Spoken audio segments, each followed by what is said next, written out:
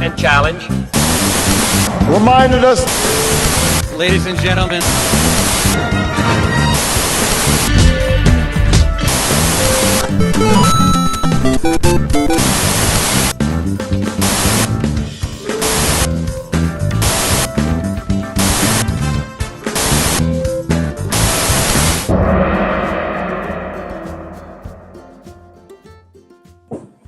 ¿Qué tal?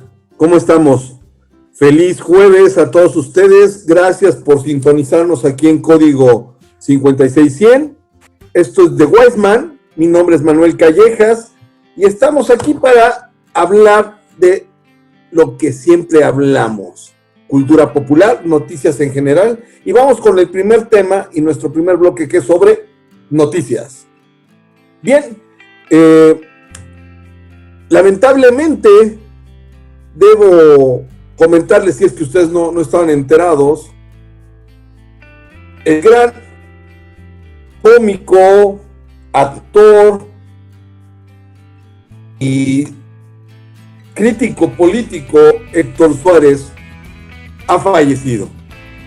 Ha fallecido este 2 de junio del 2020 y déjenme decirles que es una pérdida enorme. Héctor Suárez fallece a los 81 años y con su fallecimiento yo creo que se termina toda una época de crítica social que él estableció durante pues más de 40 años, podríamos decirlo, cuando él comienza a hacer películas donde retratan directamente la sociedad mexicana de los años 70, mediados de los 70, principios de los 80, con películas como El Mil Usos o Lagunilla, tu barrio, la primera y la segunda parte, con otro icono muy conocido, Lucha Villa, que desgraciadamente sigue viva, pero no está en condiciones de presentarse en público. Para mí, la pérdida y la partida de Héctor Suárez es algo que toca las fibras sensibles de la generación X mexicana. La generación X mexicana somos aquellos que vivimos nuestra juventud a mediados de los años 80. ¿Y por qué?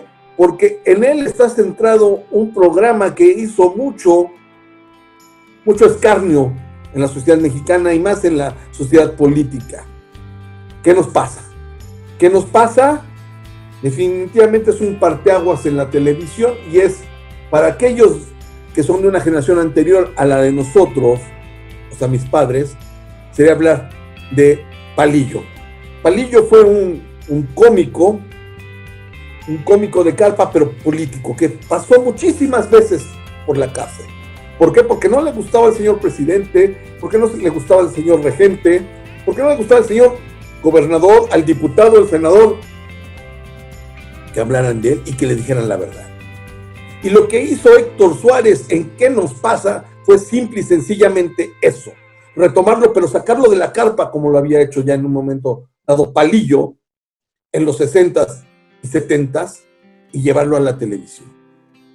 ¿Qué nos pasa? Era eso.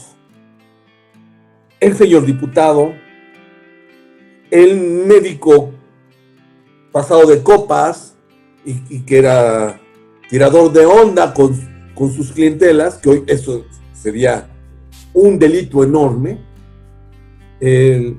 La cuestión racista, fíjense, curiosamente, Tomás, el negro Tomás, donde el negro Tomás era reprimido siempre por su madre, donde retrataba perfectamente el icono de la raza afro-mexicana de las costas de nuestro país, en su forma de hablar, vestir, sus tradiciones.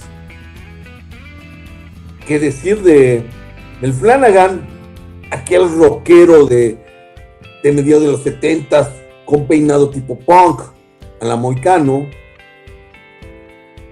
que siempre hablaba en doble sentido y con cuestiones relacionadas con la droga, pero con el impacto de la droga no como tal, sino de cómo la clase política o nuestra sociedad se dejaba alucinar o alucinaba o vivía en un viaje psicotrópico que no existía.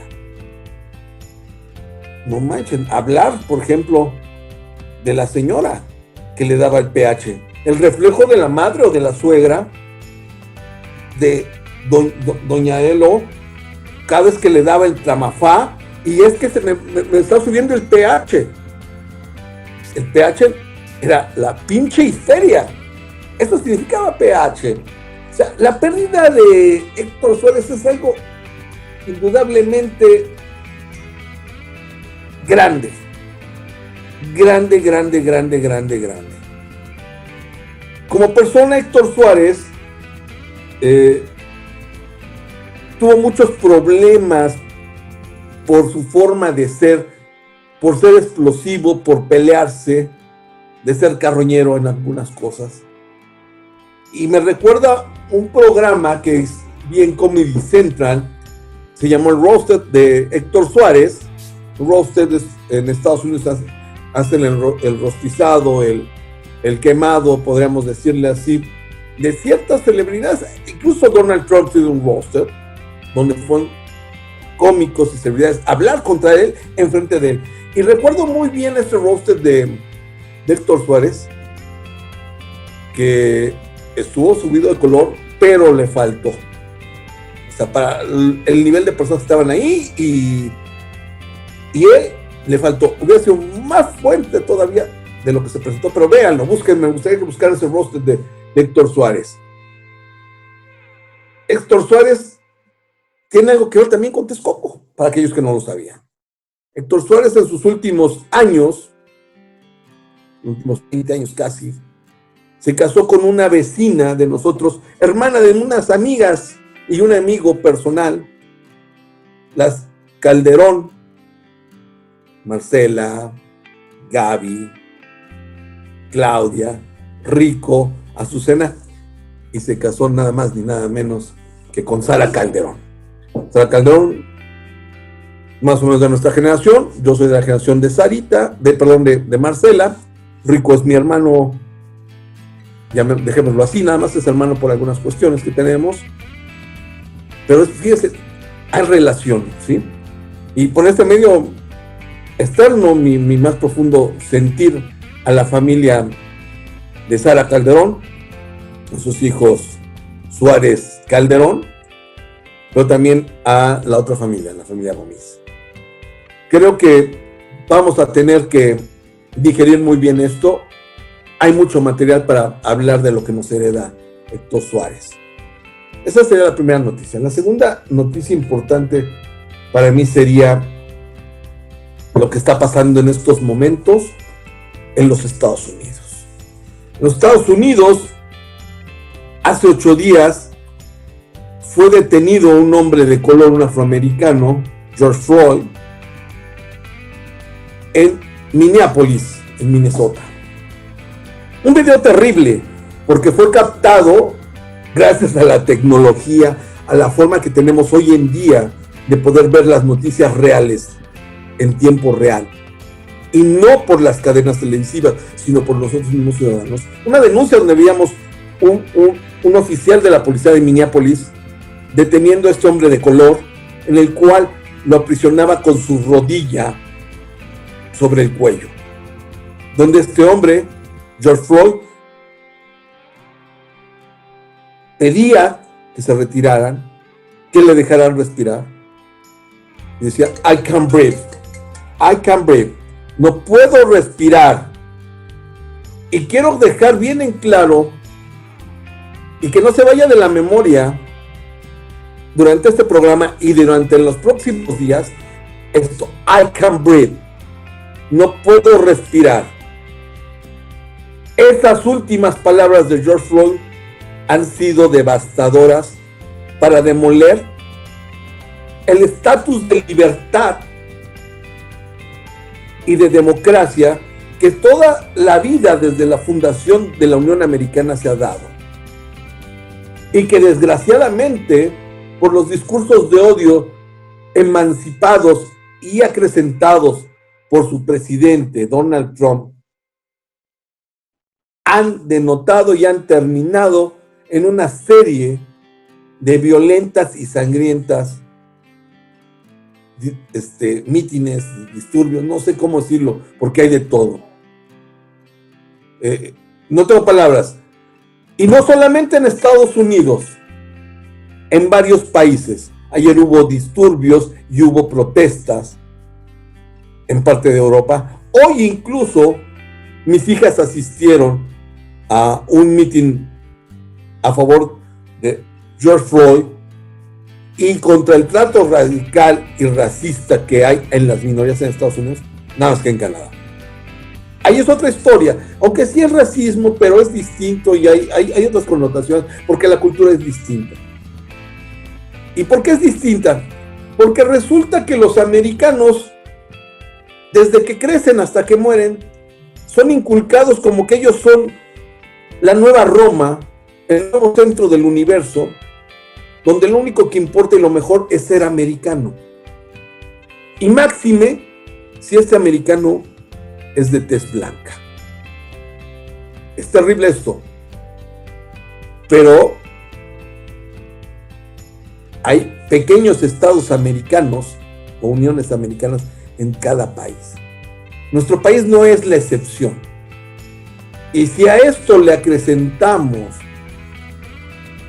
que las fuerzas políticas y económicas hacen que emerjamos una insaciable necesidad de discriminación hacia algunos, pues esto nos lleva a cuestiones muy, muy delicadas. Y ese es el tema que vamos a tocar, y tengo un invitado sorpresa. Me la tenía que pagar. Yo he estado 2 veces con él. Ahora le tocará estar a Jaime Jamaica conmigo, ¿sí? De Carpenter Diem va a estar conmigo aquí en The Wiseman, y vamos a hablar de esto. Las consecuencias de la disrupción social por cuestiones de cultura, de raza, de estatus social y de algunas otras cosas. Esto es The Wiseman, señor, soy Manuel Callejas y regresamos después de este corte. Gracias.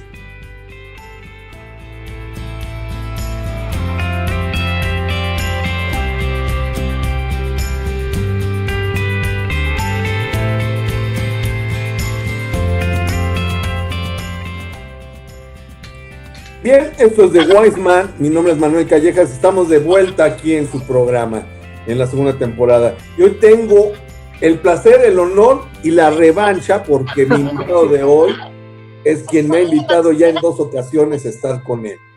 Jaime Jamaica, de Carpenter Diem, y el director de este canal que es Código 5600. Jaime, bienvenido, buenas tardes. ¿Cómo estás, Manuel? Buenas tardes a todo tu público. La verdad es que has estado 2 veces en mi programa porque tú tienes más cosas que decir, más cosas interesantes que yo, entonces por eso es un poquito la disparidad, no sé. No.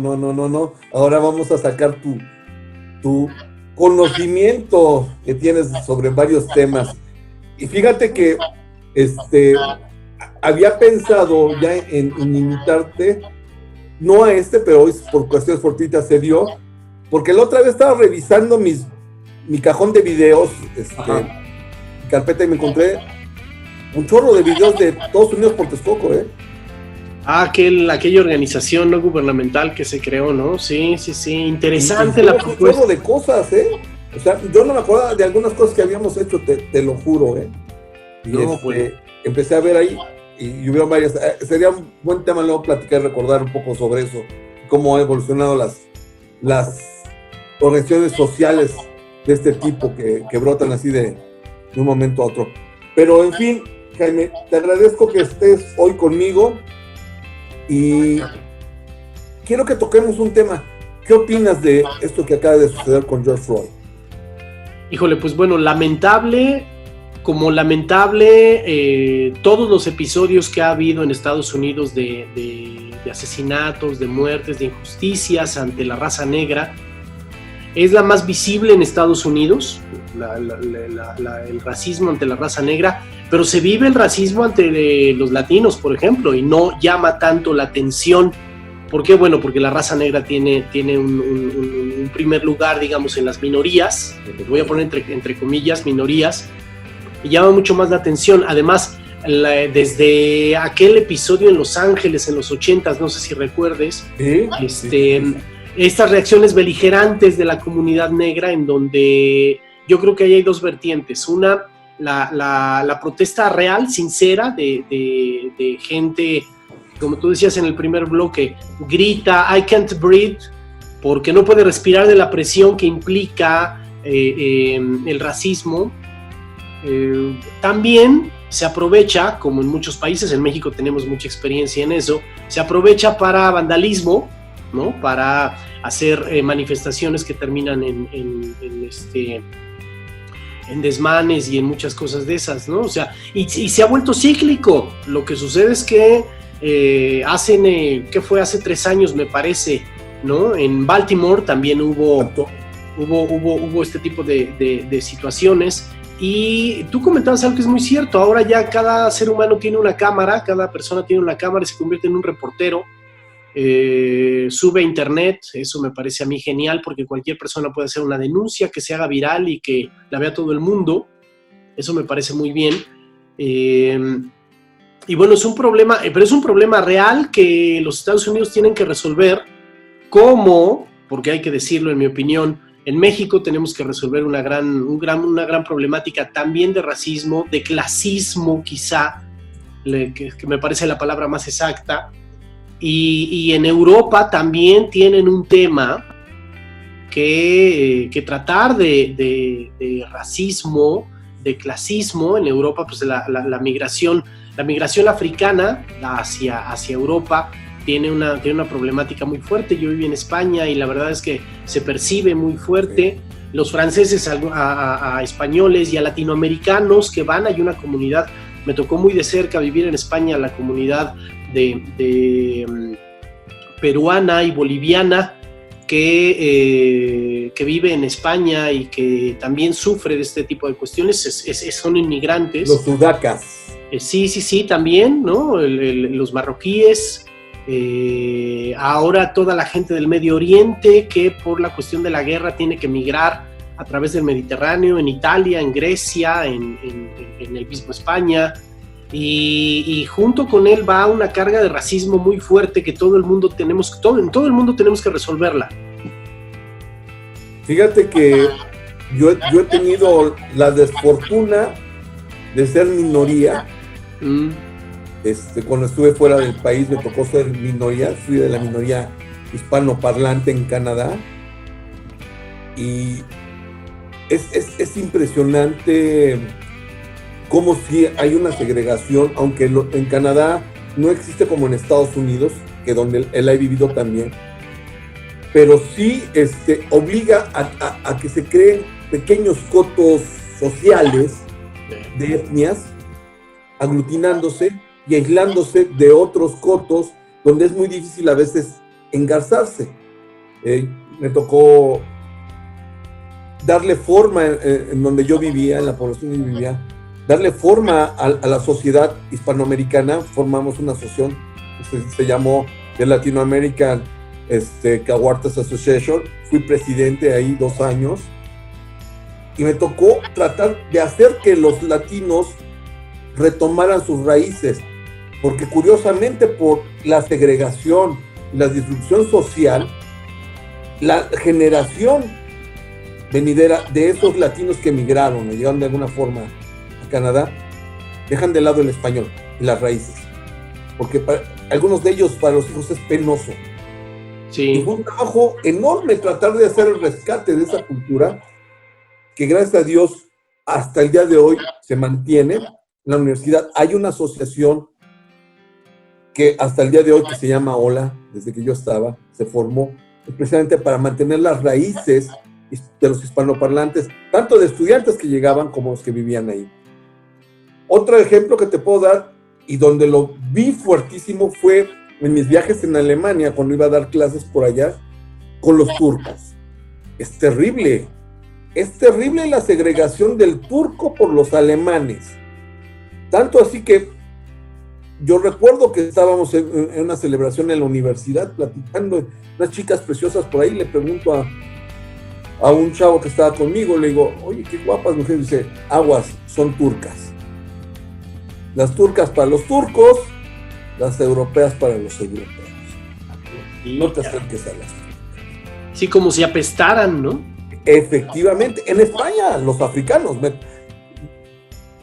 tocó ver en las calles, en la Gran Vía, en la noche principalmente, atestado de gente vendiendo o pidiendo limosna o vendiendo chucherías por ahí. Sí. Mujeres prostituyéndose, que no hablan ni español en muchas ocasiones, ¿sí? Hablan un muy mal español y son segregadas. Pero yo creo que el meollo de esto es de que no estamos acostumbrados a ver a alguien que sea distinto a nosotros en cualquier sentido. Y creo que ese es el fundamento. Y yo puedo decirte, en Texcoco no hay casi gente de color. Ya afortunadamente hoy hay más gente de color que puedes llegar a ver en un momento dado, por gente que está en CIMIT, en el colegio, en Chapingo. Pero hace algunos años, gente de color, aquí solamente eran nuestros amigos los Cajuste. Lennon y su familia, No haitianos. había más. Sí.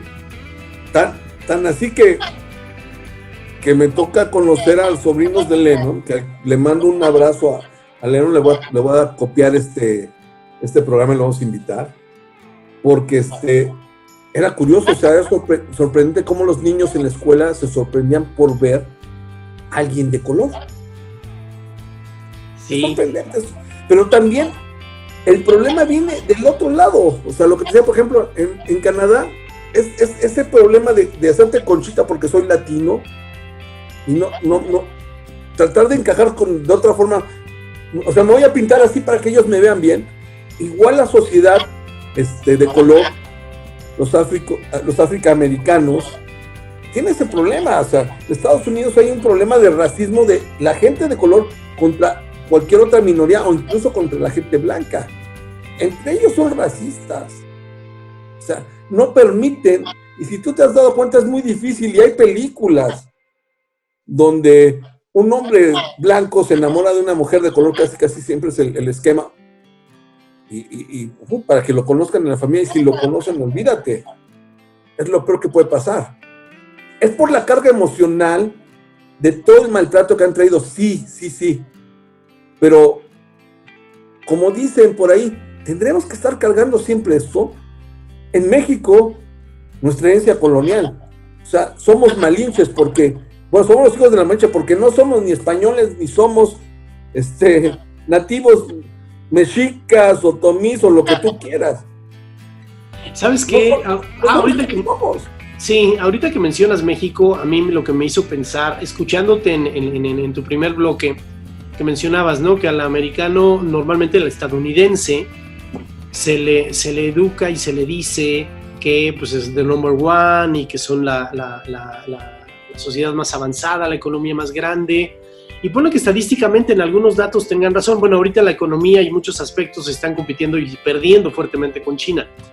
Pero yo creo que el problema real no es que se los digan, el problema real es que el resto del mundo se lo compra. Se lo cree. Decía mi abuelo que él no tiene la culpa el indio, sino quien lo hace compadre. O sea, es decir, el gran problema está en que el mundo se lo compre.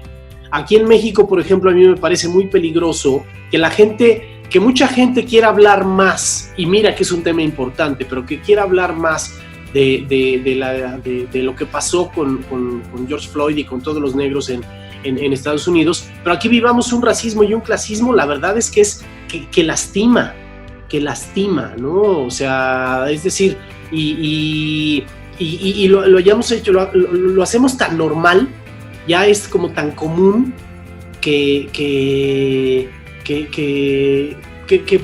criticamos al americano, criticamos al ario por discriminar, pero no estamos viendo la viga en el ojo propio, ¿no? A mí me parece eso dramático. Ahora, a mí me parece también que en un mundo globalizado, y es un tema que he estado leyendo en los últimos días, en un mundo globalizado en donde ya pareciera que todo es igual, digo, antes a ti, yo sé que también tú eres alguien que le gusta viajar mucho, pero antes valía la pena mucho recorrer diferentes ciudades de Europa, de Sudamérica, y encontrabas entre una ciudad y otra grandes matices culturales, entre la forma de ser de las personas, la forma de vestir, la forma de comer, y ahora todo es igual.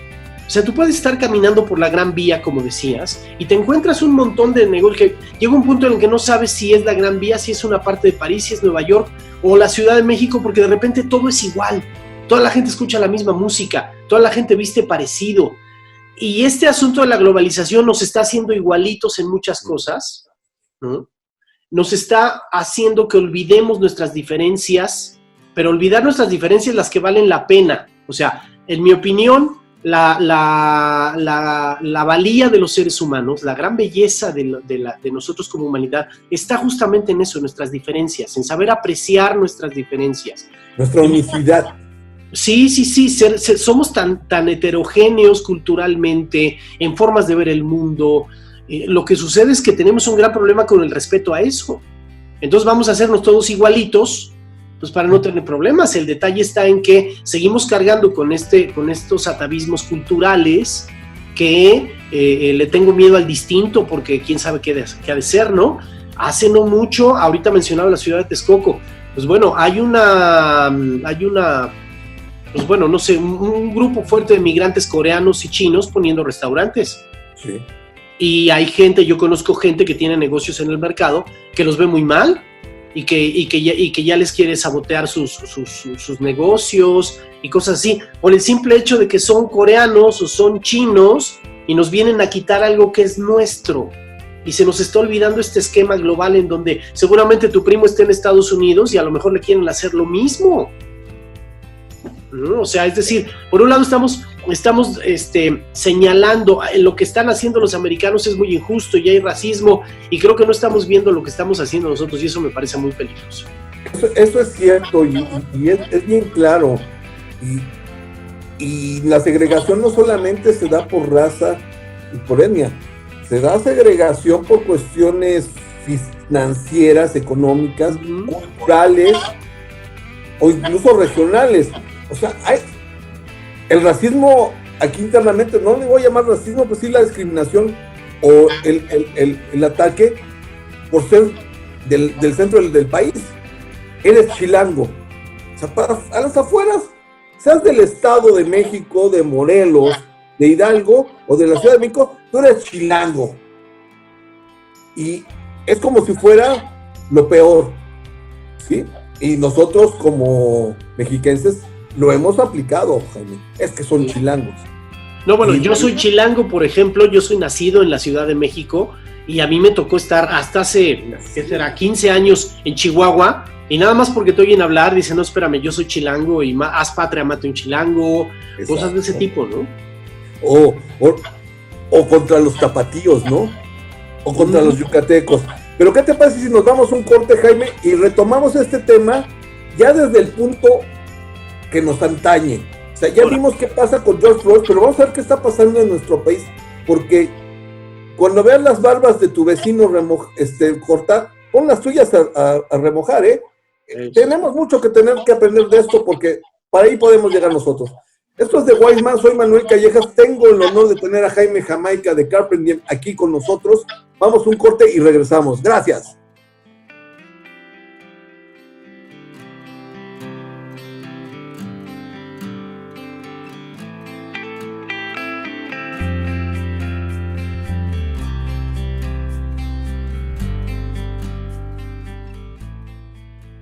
Bien, estamos de vuelta aquí en The Wiseman. Mi nombre es Manuel Callejas. Tengo el honor de tener a Jaime Jamaica, el director, productor de nuestro canal Código 56100, con quien estamos platicando de la segregación racial y los estereotipos. Y ahora nos estamos bajando a la cuestión nacional y cuestión local.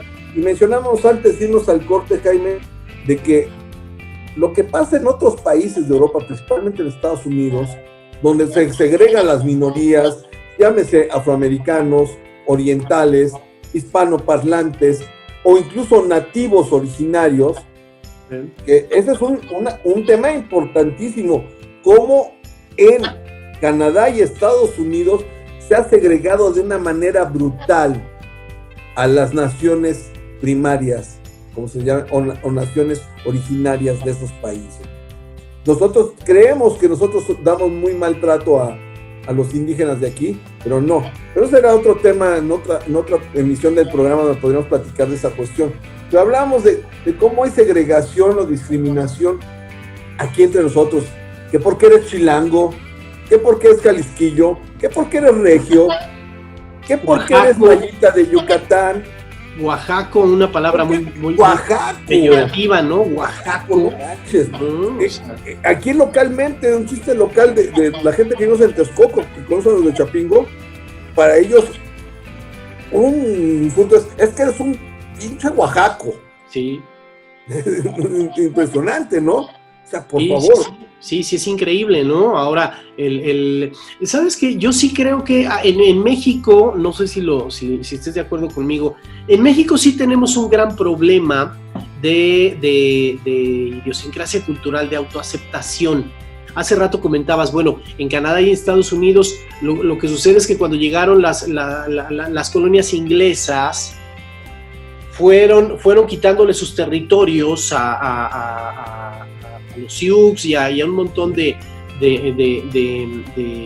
a la población originaria, y no se mezclaron con ellos, al contrario, los fueron segregando a las llamadas, todo el que ha visto un western sabrá lo que son las ¿cómo les llamaban? Las congregaciones. ¿Las reservas indias? No, tenían un nombre especial en donde ya estaban toda la parte india, apache, y aparte estaba el americano en nombre del progreso, o el inglés en ese tiempo en nombre del progreso, ¿no? En Canadá surgió algo similar, en Argentina, por ejemplo, también, ¿no? En Chile, no se mezclaron, en México nos mezclamos, en México hicimos un mestizaje que nos da lo que somos. O sea, yo no puedo decir ahorita que soy 100% azteca, ni maya, ni nada, pero tampoco soy 100% español, o sea, yo soy una combinación de todo, ¿no? Y creo que ahí hay un gran problema en México que no hemos resuelto. No soy psicólogo ni pretendo serlo, pero ahí hay un gran problema en relación a que hay una muy baja aceptación de nosotros como mexicanos, como lo que somos.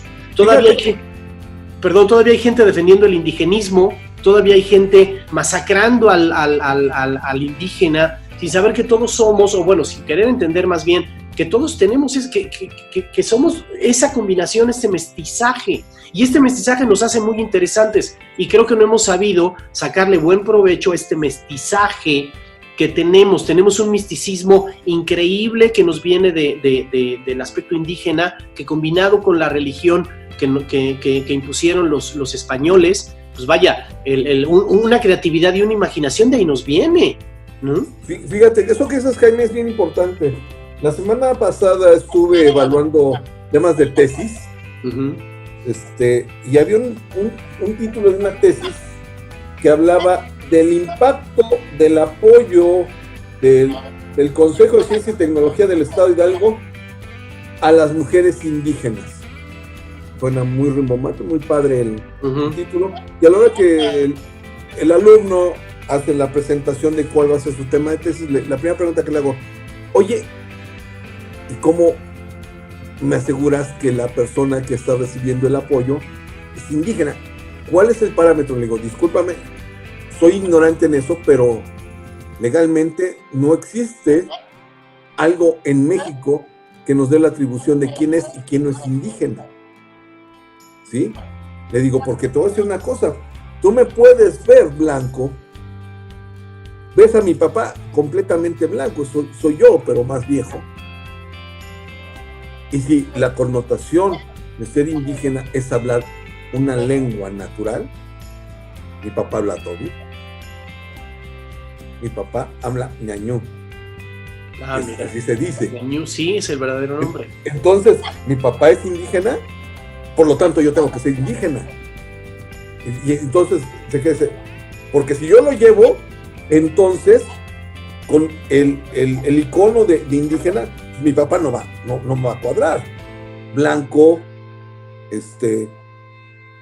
no tiene rasgos meramente indígenas, pero como creció en una comunidad donde desde pequeños de alguna otra forma había interacción con la lengua indígena, lo aprendió. Sí. Y le digo, entonces, ¿quién es indígena? Dice, es que no existe. Le digo, efectivamente, legalmente no se ha legislado ni se ha hecho nada al respecto. Y se lo digo, porque lo acabas de decir, Jaime, en México ya no hay indígenas 100% puros, nos mezclamos. No podemos alegar de un indigenismo puro como podría ser en las naciones primigenias en Canadá, en Estados Unidos, o las naciones de la Amazonia en Bolivia, Perú, Ecuador y Brasil. Son puros ellos. Porque no han tenido contacto, no se han mezclado, ¿no? Oh. Pero en un mundo globalizado yo me atrevería a decir que ya no hay Ya no hay. ¿Qué raza es pura? Ninguna. No. O sea, estos pequeños grupos que tú mencionas, precisamente por eso están muy focalizados, pero ¿qué raza es pura? Yo creo que ninguna. Hubo una dinámica, se volvió viral, un estudio que se hizo en Europa, alrededor de un estudio genético que hicieron un grupo de personas en Europa, franceses, alemanes, españoles, de Europa del Este. Y resulta que primero los entrevistaron y les preguntaron qué pensaba sobre los turcos, sobre los africanos, sobre la gente de la Europa del Este, sobre la gente latinoamericana. Y primero cada uno, y había desde gente que muy incluyente, hasta gente que abiertamente decía, yo no tolero a los de Europa del Este, ¿no? Yo no tolero a los africanos. Después cada uno de los entrevistados dio una muestra, creo que de cabello para su ADN, y le hicieron un perfil genético, y resultó que todos tenían, digo, hasta del Asia septentrional. O sea, es decir, no hay una raza pura como tal, no hay eso precisamente, no se puede decir yo soy ario completamente o yo soy latino, yo soy mexicano. ¿Qué es ser mexicano si somos toda esta combinación? Hace rato tú mencionabas los otomíes, pues sí, pero están los otomíes, está la cultura huasteca, están los mayas, estuvieron los aztecas, rarámuris, 20,000, ya de por sí ahí ya hay un problema con lo mexicano. Y luego le agregas la dominación española, que bueno, de alguna manera todos nos mezclamos, somos mestizos. ¿Por qué no nos ubicamos si acaso como latinos o hispanoparlantes, como tú decías, pero no para cuestiones de defender una raza, ni mucho menos, simplemente es una identidad y que nos va a dar cierta riqueza cultural, ciertos hábitos que creo que no hemos sabido apreciar tampoco. Fíjate que cuando tengamos la capacidad de entender que no somos los hijos de la chingada, y válgame la palabra. Sí, no, sociológicamente, sí. ¿De dónde viene el ser hijo de la chingada? Fue la violada, la Malinche fue violada por Hernán Cortés, y de ahí salimos, donde no somos aceptados ni por los españoles ni por los indígenas, porque nuestra madre fue alguien que fue violentada, y toda vez que fue violentada, se fue a los brazos del que la violentó, donde su familia, su raza, no la aceptaban, y tampoco podía regresar al seno materno, donde ya había sido despojada, porque aparte la Malinche ni siquiera pertenecía a donde la encontró Cortés en un principio. Ella vivía con los mayas, era esclava para los mayas, porque ella era realmente de una etnia náhuatl que fue tomada. Cuando nosotros podamos olvidar que somos los hijos de la chingada, muchas cosas van a cambiar. Sí, es cierto. Porque entonces vamos a entender que todos somos iguales. Y que no me importa quién fue mi padre y de dónde vino, ni mi madre quién fue ni de dónde venimos. Porque siempre acarreamos eso cuando nos casamos también. La familia de mi pareja es así, la familia de mi pareja es así. Y entonces, a imagen y semejanza de quién, de estos o de aquellos voy a criar a mis hijos y los voy a educar. No, no es eso. Somos iguales, somos una familia. Y tenemos que vivir con nuestras diferencias, con nuestras virtudes y con nuestros defectos. Y es lo que nos ha faltado, Jaime. No, ya ves, mira, aquí yo creo que tu público comprobará que tú tienes más cosas que decir que yo. Me encantó cómo cierras el programa. No, me parece muy, muy buena reflexión, porque mucho viene de ahí, ¿no? De que somos los hijos de una patria violada, de una madre violada, ¿no? De ahí creo que también nos victimizamos demasiado, somos seres, o sea, el mexicano tiende a dramatizarse y a victimizarse, a que sea el gobierno el que me rescate, a que sea Dios el que me rescate, al que sea, no sé, alguien me tiene que rescatar porque pobrecito, yo soy el hijo de la chingada, el hijo de la madre violada. Y entonces de repente le diste un punto, o sea, no tomo las riendas de mi economía, de mi país, de mi familia, de mi vida, sino que estoy esperando que algo suceda, que me lo venga a arreglar. Buena reflexión, ¿eh? Y fíjate que podríamos tomarlo y en una próxima emisión podríamos platicar del verbo chingar, porque el mexicano utiliza este verbo para muchas cosas, y aquí te lo voy a poner rapidito antes de irnos ya del programa y despedirnos. Es cuando quiere el mexicano es chingón, el que violó. Sí. Y cuando quiere el mexicano es el pobrecito, el chingado. Sí. ¿No? Una riqueza literaria y lingüística que le hemos dado a ese verbo sensacional, y además mucha gente en el mundo nos ubica, ¿no? Y está admirada por cómo utilizamos este verbo en el calor local. Sí. Que Jaime, no, siempre se nos va el tiempo rapidísimo cuando estamos tú y yo juntos, sea el tema que sea. Sí, la verdad es que sí, muy, muy agradable platicar contigo, Manuel. No, pues vamos a por ahí acordar para platicar sobre la chingada, la palabra chingar, chingón, lo que sea, sí. Tomarlo. Y te agradezco infinitamente, Jaime, esta charla me encantó, siempre nos falta tiempo, sí. Ya sea que nos veamos en tu emisión o de nuevo aquí en tu programa de Wiseman. Te agradezco, Jaime, un abrazo, cuídate, ponte tapabocas.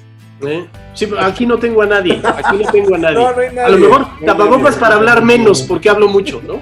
Por eso que ya regresamos a la nueva normalidad hasta acá. Eso sí. Bueno, Jaime, muchas gracias. Público, muchas gracias por su atención. Esto fue de Wiseman, mi invitado Jaime Jamaica. Yo, Manuel Callejas, me despido y nos vemos dentro de 8 días. Jaime, muchas gracias. Hasta luego. Gracias a ti.